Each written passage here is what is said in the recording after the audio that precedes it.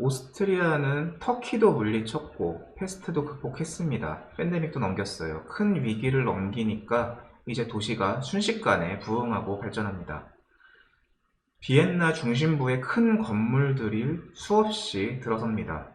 당대 유행한 바로크 양식이 도시 전체를 뒤덮어요. 덕분에 우리가 마치 파리 같은 그런 유럽 대도시에서 떠올릴 수 있는 우아하고 낭만적인 그런 거대한 시가지의 모습이 비엔나에 펼쳐집니다.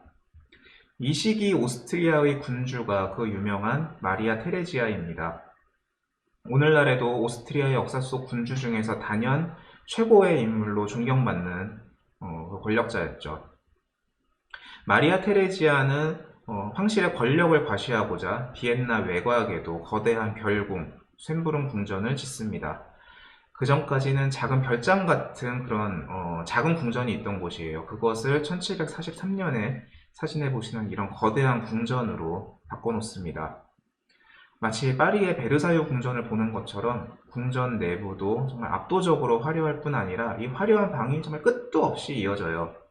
뿐만 아니라 끝이 보이지 않는 넓은 정원은 계속 아름답게 관리가 되고 있기 때문에 멋진 풍광을 자랑합니다. 마리아 테레지아 여왕이나 아니면 그 후대에 그 시시 엘리자베트 황후가 머물렀던 그 방도 그 모습 그대로 남아 있습니다. 그리고 이 넓은 정원에는 당시에 그 황실에서 말하자면 일종의 취미 생활이죠.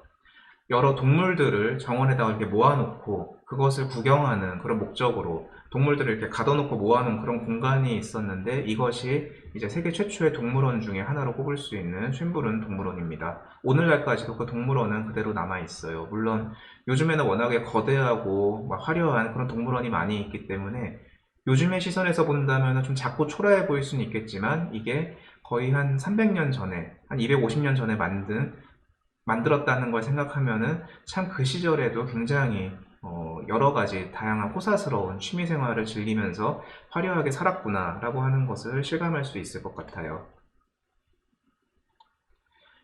마리아 테레지아입니다. 이 여왕의 재임 중에 공식 직함만 모아보면은 이렇습니다.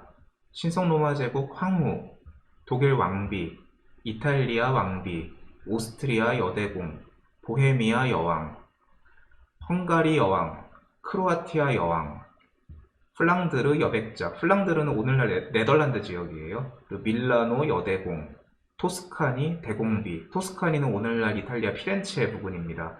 이런 수많은 직함을 가지고 있었어요.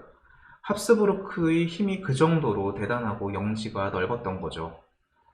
물론 이 많은 그런 권력을, 지위를 얻을 수 있었던 것은 앞에 말씀드렸던 그 결혼의 힘으로 가능했었던 것이고요. 자, 마리아 테레지아는 제도와 법령을 정비하고 의무교육을 도입하고 국방을 강화하는 등 수많은 내정 개혁을 펴서 오스트리아가 근대 제국으로 발전하는 토대를 완성한 사람입니다. 그래서 위대한 군주로 칭송받고 있어요.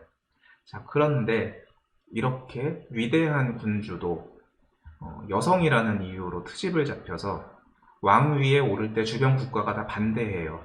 그것을 반대하면서 전쟁까지 걸어와요. 그래서 오스트리아가 굉장히 큰 타격을 입습니다. 자, 따지고 보면은 합스부르크가 이렇게 대제국을 만든 원동력이 혼인이라고 했죠. 다른 집안에 아들이 없으니까 우리 사돈 집안의 남성이 그 자리를 계승한다. 그런 명분이었잖아요.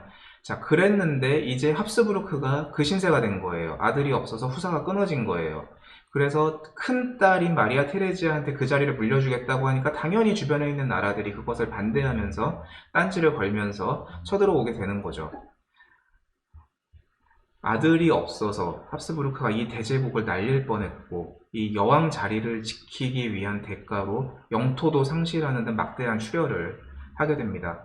그렇게 등극한 최초의 여왕이 역사상 가장 위대한 군주로 칭송받고 있다. 지금 와서 생각해보면 상당한 굉장한 역사의 아이러니라고 이야기할 수 있겠습니다. 마리아 테레지아의 일화를 보여주는 장소가 하나 있습니다. 노이어 마르크트, 그러니까 신마르크트 광장 정도로 번역할 수 있는 곳인데요. 거기에 설치되어 있는 도너 분수입니다. 자, 마리아 테레지아는 이 분수를 당장 철거해서 부숴버려라 이렇게 명령을 했어요. 이유인 즉슨 너무 헐벗고 있다, 풍기문란이다, 이런 것은 놔두면 안 된다, 없애버려라, 이런 거였어요. 그 정도로 가톨릭 이데올로기에 기반을 둔 오스트리아의 보수성을 잘 드러내는 사례라고 할 수가 있겠습니다. 하지만 그 명령을 받은 조각가는 감히 여왕의 명령을 무시하고 조각을 철거하기는 했지만 부숴버리지는 않고 창고에다가 몰래 숨겨뒀다가 나중에 다시 꺼내서 원래 자리에 설치한 것이 지금 우리가 볼 수 있는 이 도너분수의 모습입니다.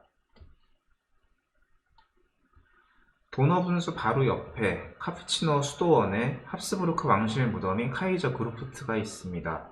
역대 황제와 황후 등 유럽을 쥐고 흔든 이들의 무덤이 여기 다 모여 있어요. 수많은 무덤들이 여러 방에 걸쳐서 나눠져 있는데 그 중에서 유독 압도적으로 크고 웅장한 무덤이 하나가 있습니다. 짐작하시겠지만 마리아 테레지아 여왕의 무덤입니다.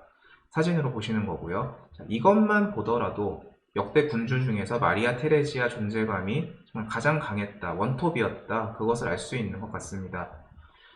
마리아 테레지아는 자신이 저것은 풍기물란이니까 부숴버려라 라고 명령을 했으나 다시 되살아난 그 조각상 옆에서 현재 잠들어 있는 셈이니까 이 또한 아이러니라고 할 수 있겠습니다.